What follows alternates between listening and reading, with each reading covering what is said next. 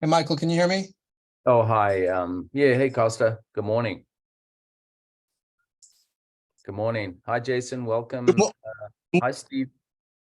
good morning, Michael. Good morning. Hey, Sorry. Michael, can you hear me? Yep, I can. Uh, Yep. we have franchisees here for training all week. I got to wrap something up with them. One of the lessons went a little long. I'll be back in like 2 minutes. Okay. Okay. All right. Good. Thank you. Sorry for the delay. That's okay. Not a problem. Yeah. Things happen. Uh, No, nothing ever goes as planned as it always should sometimes. So, well, I'll tell uh, you one thing that that did go well for me this morning. I woke up real early and I couldn't get back to sleep, and I went to the grocery store and got all the Valentine's stuff, and then got it back in the house in time for my wife before she arrived back from the gym. So that's a good thing. I feel pretty good about it. uh, I Yeah. got mine with last night. I took my wife out to dinner last night. So, Oh, nice. tonight's it's a crazy night in the restaurants, and I it's not a good yeah, dining. I know it. I remember when I first met my wife a long time ago, 20 years or so, we went out to dinner on Valentine's, and the restaurant was so packed, and then they were pushing us out so they could get the next table in, and it felt so uncomfortable, and we decided after that we would never go out again for a meal on Valentine's Day. So I think you're really smart by doing it the day before.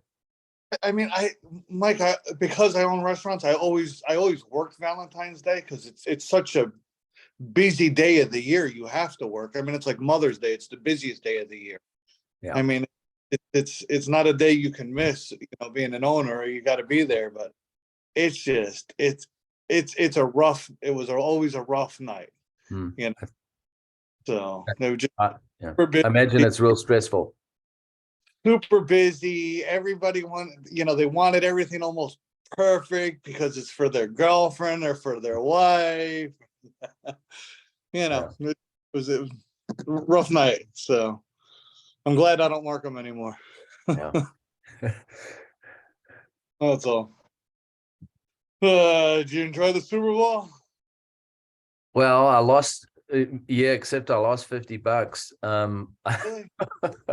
I thought I don't usually gamble at all. I hate gambling, but a buddy of mine he bet, he's a retired attorney from San Francisco, and he has a good handle on all of the statistics. And so he went down to the Atlantis. He usually goes on a Saturday morning during football season and bets. And I said, okay, I'll do $20. And then he said, Michael, just $20. And he said, the law about betting is don't bet unless you feel a little bit of pain, which was silly. So I bet $50, and of course they did not win. Yeah. Some things. Well, I mean, listen. Kansas City got a good call down at the end too. But I mean, those calls happen throughout the game. But I don't know, something about Patrick Mahomes. He's a special player, and I thought he was going to win. So He's magical. He's great to watch. he is. He's just phenomenal. I mean, the arm, the quick release. He can run. He can take a good hit. He's just. I mean, listen. I mean, even playing on that high ankle sprain. I What know. he's magical player. Oh yeah. Yeah. Just fun to watch. So I'm happy for them. I really like them. Oh yeah. So they're a good team. They're a great team. So I like the defense coordinator too. I mean, I'm a Giants fan, and Steve Spagnuolo helped me win a Super Bowl. So Yeah. that's all. Hey, sorry about that. We've got a bunch of franchisees here that are opening stores soon, and so it's just really tough. It's really easy to get off track when we're talking about the business. So apologize about the lateness, but since we have very few people on this call, we can probably be a little bit more intimate than normal, Michael. So Okay. Okay.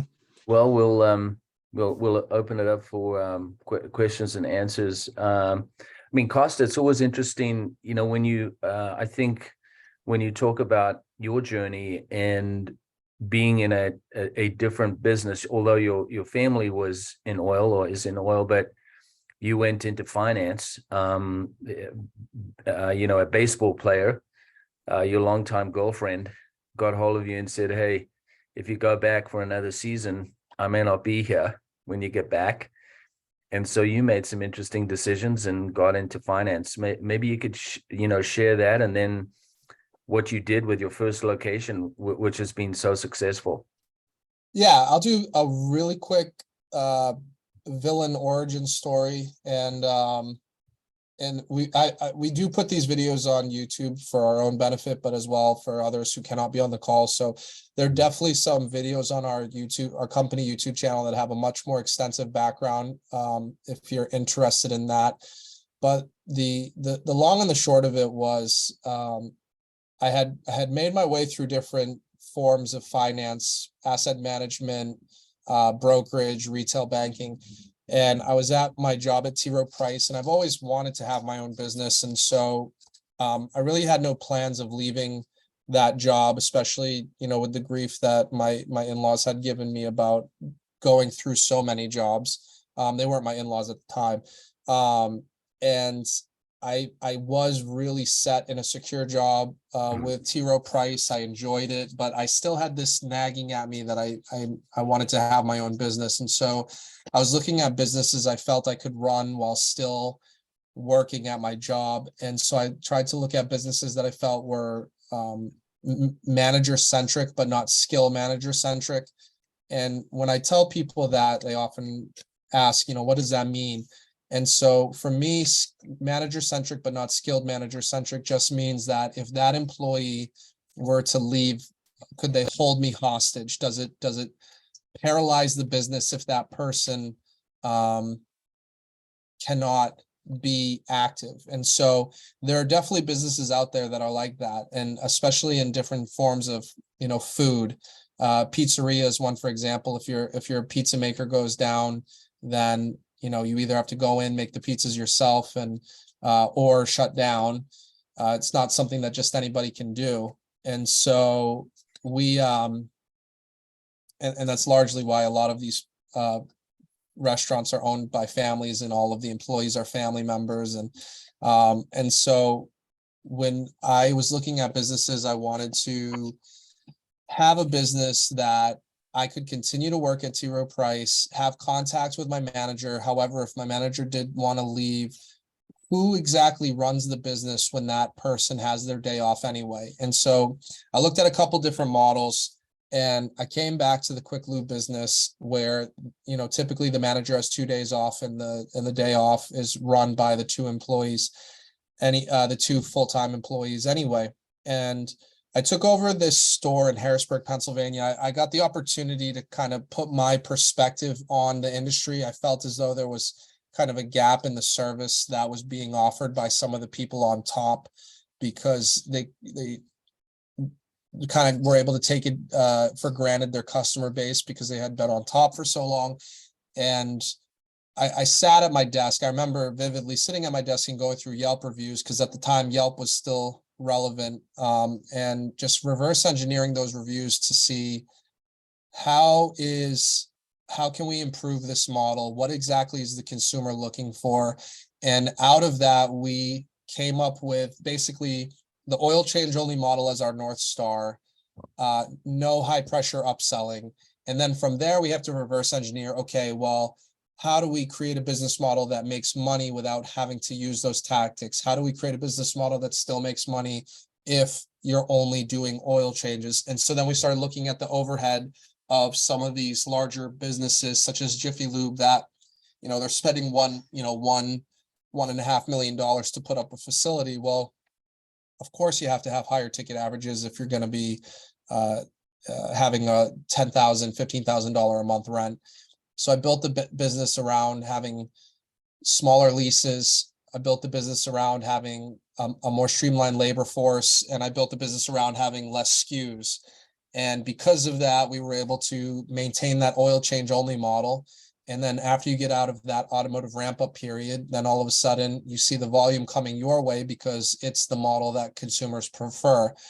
And I think our reviews really speak to that. If you look at our reviews versus some more established businesses that may have been around longer, and we've eclipsed them in either the number of reviews or the ranking of the reviews, it's pretty obvious that the model that we have is what is preferred in the marketplace. And so when we began the process of franchising, we set out to really tell that story, and it has resonated because we've been able to sell quite a few franchise units. And then if we execute on that model, we could really change the top of mind brand awareness when it comes to fast oil changes, because right now, there's really no one in the space that at a surface level is doing what we do. There's some brands out there that are trying to, but they're still committing some of the what I would say are the problems of the industry that have hurt the credibility, whether it's high pressure upselling or incentivizing employees based on, sales-based compensation, things of that nature. So we're working really hard to get these franchise locations open. We have 9 open. We're going to have another 10 to 15 in the next 2 quarters. And then our corporate stores will continue to grow as well. And we think that we'll have the chance to really get into the top of mind brand awareness if we execute on that model. So that's a really high level overview of how we got to where we are. I think Q&A is the best way to get into it. And so I'm more than happy to take as many questions as you need. Great. Thanks, Costa. Jason, you want to go? Do you have a? Yeah, I mean, like me wanting to do a franchise, how much does the real estate team actually look and help you, or do they help you negotiate a land lease, or if you find a empty lot, or? So there's several different ways. We call it our multifaceted approach to getting open, and we do rely heavily on third-party vendors, specifically our master broker, to assist with the site selection. But ultimately, as is almost every franchise in the history of franchising, real estate is the onus of the franchisee. Really, McDonald's is the only one that's ever gotten away with telling people, you're going to go where we tell you and you're going to like it. But they're also McDonald's, and they weren't like that in the beginning. So we do assist. Our master broker does help negotiate the lease. We do say that you should have your own landlord attorney review it, because Morrow Hill, our master broker, is not a law firm. They are just a brokerage firm that represents tenants only. So that is one benefit of using Morrow Hill, is they're a tenant only brokerage. So they don't have any landlord's interests in mind. And they only get paid if they place a lease. And so they're highly incentivized. We look for opportunities for conversions. We look for opportunities for new builds on Greenland. And then we look for land lease improvement opportunities as well. So that's really our multifaceted approach to getting people open. Okay. What do you guys, can I ask you this? What do you guys do with the used oil? Do you sell it, or do you have to get rid of it? Is it a hazardous waste, or? Yeah, we have a national account with a company called Heritage Crystal Clean. We utilize them for probably 60 or 70% of our stores. We tell our franchisees negotiate the best rate possible with whoever is the closest bonded and insured waste removal company, and oftentimes it is Heritage Crystal Clean. Some of the bigger players in the space don't pay a lot of money for it. So if you go to a Safety Clean, which is owned by Clean Harbors, they don't really pay a ton of money for the waste oil. But there are some mom and pop shops that will take your waste oil and then sell it to, asphalt companies, and they might pay, 60, 50 cents for your waste oil. And, it's just a way of offsetting the increasing cost of motor oil. So it's not like it's a major part of the business model, but we're never going to. You're not to get rid of it, at least, though. No, we're never going to pay to get rid of it. We're never going to let that happen. Okay. I mean, unless oil dropped to $20 a barrel, then we're not going to ever pay to have it removed. Yeah. And when you, I mean, if you guys do a remodel or you build the bays, do they walk underneath, or is it I mean, crawl? I mean, how do they do that? If it's a conversion of an existing quick lube, it typically has a fully open basement, so the employees will be able to stand under the car. That is always the preferred method for our model. Being able to stand under the car is better for the service, it's better for quality control, it's better for the employees' peace of mind. However, there are times where some of the stores have what are called zip pits, which are kind of shallow pits that employees have to roll under the car. It's not ideal, but it serves the same purpose. Our new builds that we use with our preferred builder, they have what we call our concrete vault, which is just a self-contained precast concrete pit that you can walk under the car, and then you walk back out the same way you came. Okay.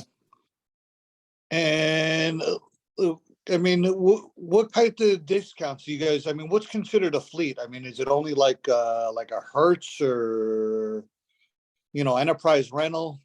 What do you guys consider a fleet, and what type of discounts do you give them? So that is, as we go through this process with franchisees, this is an important part of the process because fleets are the best way to mitigate the ramp up period. And actually that was a conversation I was just having with the two franchisees that are here at the HQ right now for training. So it's totally up to the owner of the franchise what they want to offer, and it can be based on the number of units. It can be based on it can be a flat rate across the board. There's basically two different types of fleets. You have your local fleets, and then you have your national account fleets. We don't use any of the fleet management programs like WEX or Enterprise at the moment. The cost is just not worth it with the way that their systems are set up. So we focus on local fleets, which is a lot of kind of pounding the pavement, guerrilla marketing, reaching out to businesses that have multiple vehicles, talking to Amazon DSPs, things like that. So I'm sorry to cut you off. Could I ask you a question? Like, if let's say like in the Cleveland area, there's a lot of big hospitals around here, with the Cleveland Clinic and a lot of campuses, university hospitals. I mean, let's say I'm close to a hospital that has 350 employees between doctors, nurses, and people working there. Could I go there and offer the HR and speak to them, and then offer everybody that works there give them like a fleet discount, and they show me their hospital ID and I give them a discount? Yeah, absolutely. We do that. We do that at all of our stores. We call them preferred employee discounts. We'll go to Staples and we'll have 500 cards printed out with the company logo on it and give it to the HR manager or whoever the decision maker is and say, hey, give these out to your employees. If they show this, they get a discount. We just landed an account with the Constables Association of Pennsylvania. So all the Pennsylvania Central PA constables that are a part of that association get discounted oil changes.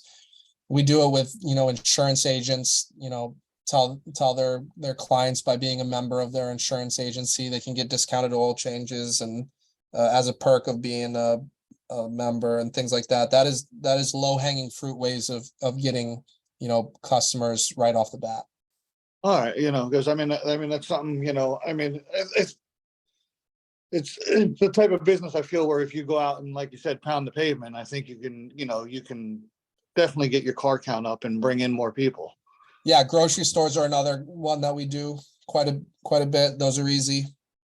I mean, in my area, you guys are in Pennsylvania. It's not much warmer over here, but like in the springtime, I mean, let's say if I bring in like two people and pay them and offer like a free car wash, they'll hand car wash the car after an oil change on a Saturday.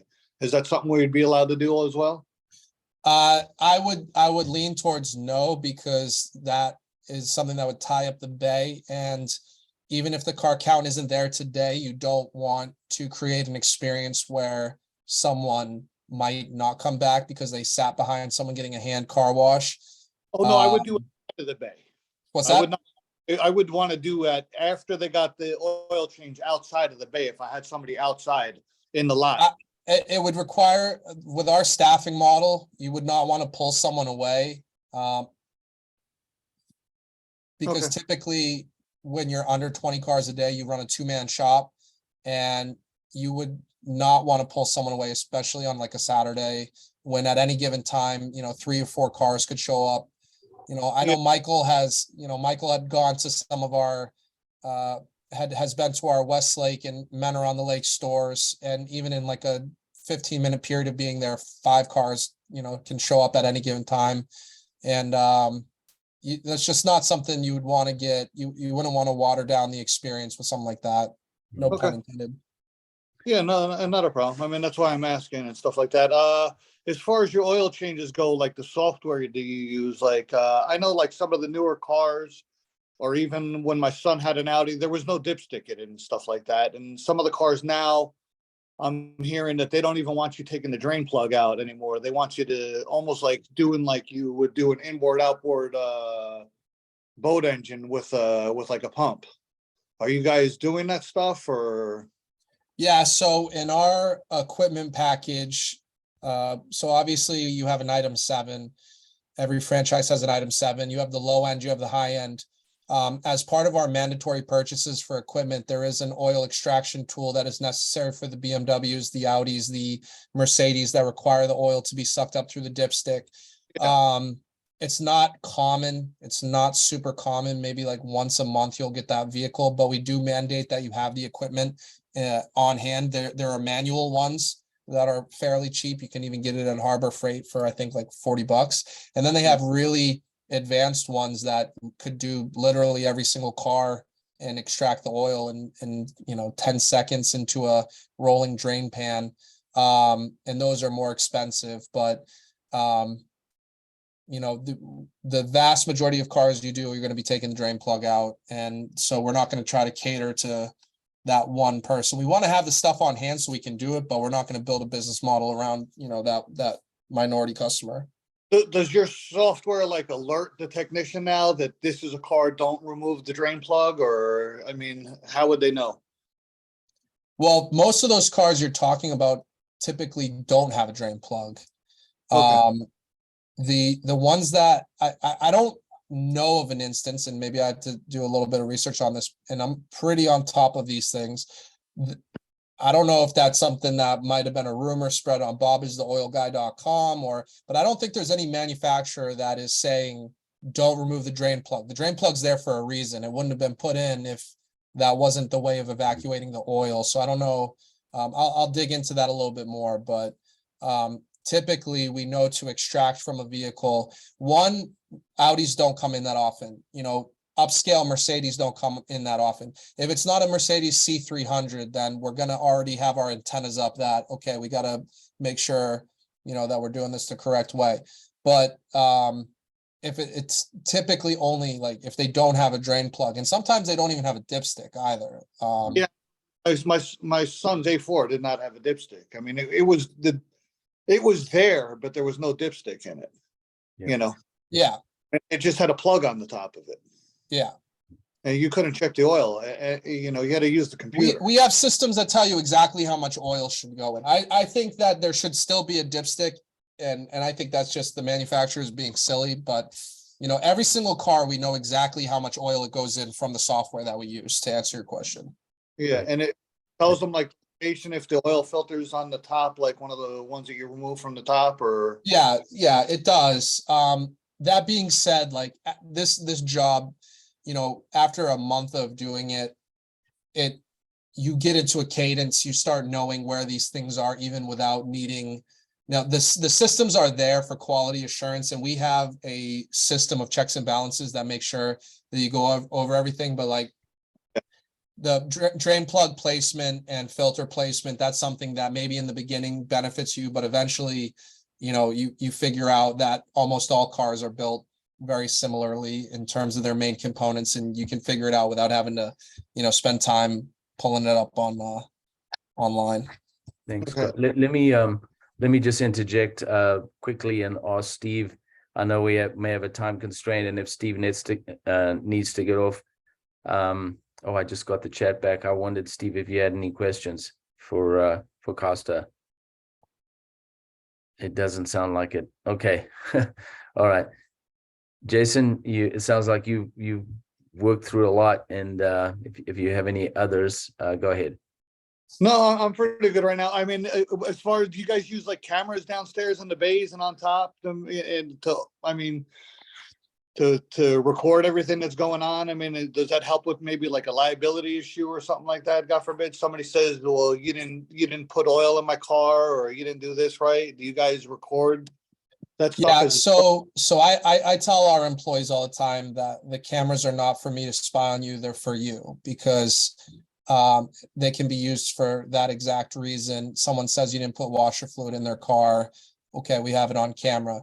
We had in the past put cameras in the basement because we have taken over, prior shops that may have been taking 30 to 40 minutes to do the service. And then, when we do it in less than 10 minutes, they're like, did you even change the oil? So we've actually done that in the past.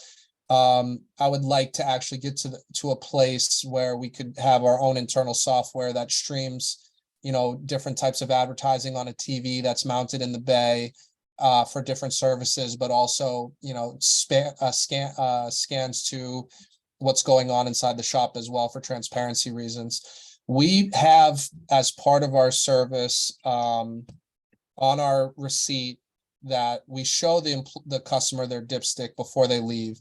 And that's another form of quality control that's super important, because if we put on the receipt and we, as long as we follow through with it, that we show the customer the dipstick before they leave, that's really the last thing that says, hey, when you left our shop, the oil was at the correct level.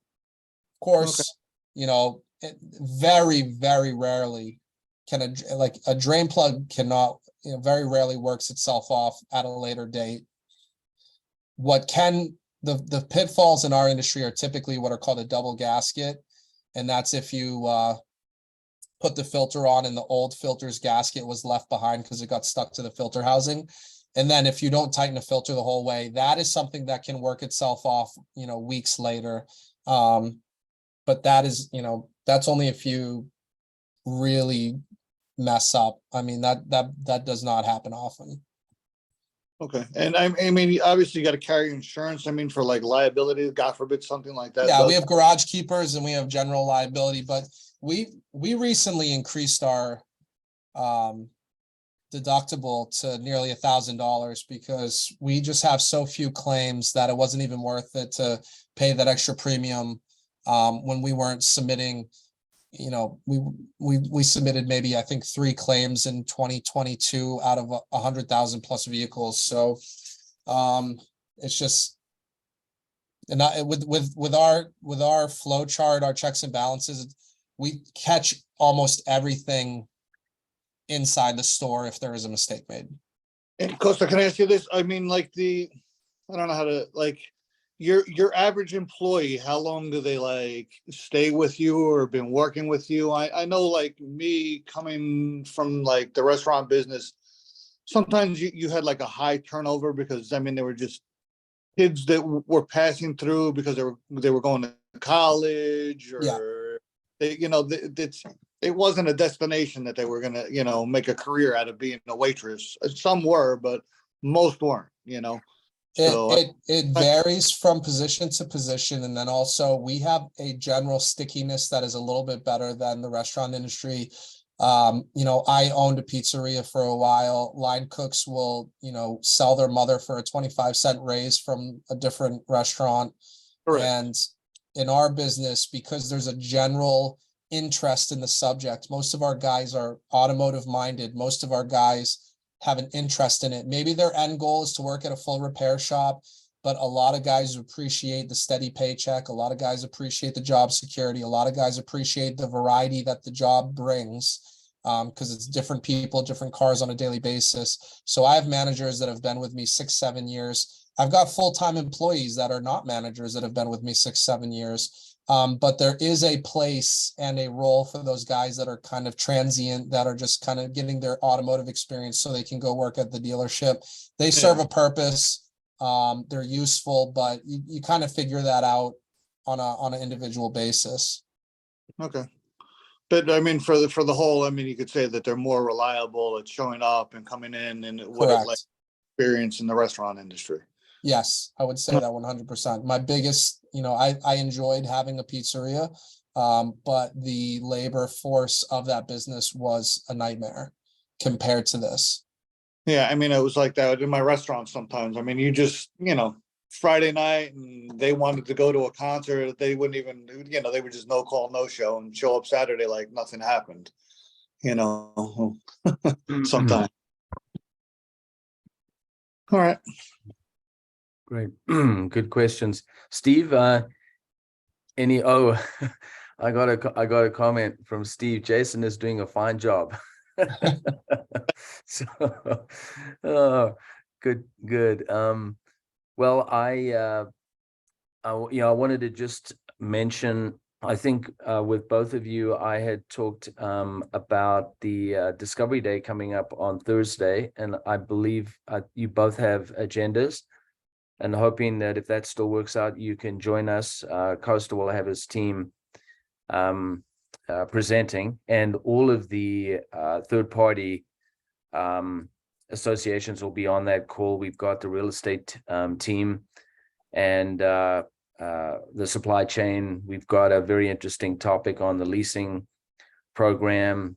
We talk about the training, and then we actually have Costa. I think we have one of your managers coming in, which is a great workshop as well. You can basically ask him anything you like, as long as it's legal, but about the business. And I think that's always tends to be a very interesting segment of the Discovery Days. So is that something that both of you are still able to do?